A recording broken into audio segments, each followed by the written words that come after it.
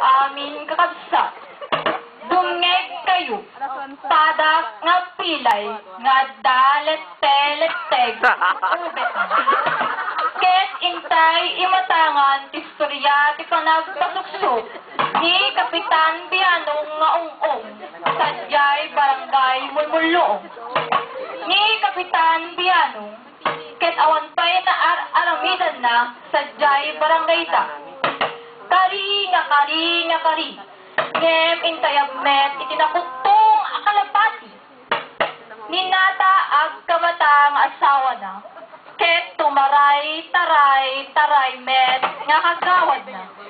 Panpanunuten ni Kapitan Bianong ung-ung, no kasanuna nga pasanun, ti kabalubal na, nanitipur siya, saka. Ket nakita nga rod, ti paket na, ti panagpanpanunod na. Nagtulag ta nga agasawa, nga panda pasuksukan ni Tiburcia saka ang para kapitan tapno ag sanud. Saan nga rod nga intuloy ni Tiburcia saka ti kandidatura na. Ket awanen kinabalubal ni Kapitan Bianong ung-ung.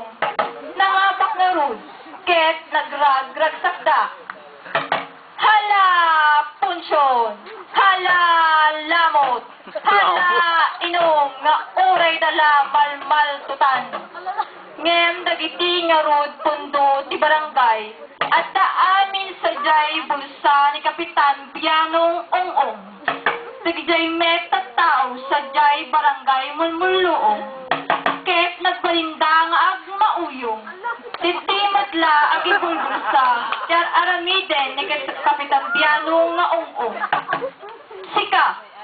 Sika, da kayo, kaya't yumet, ti mapasuksukan,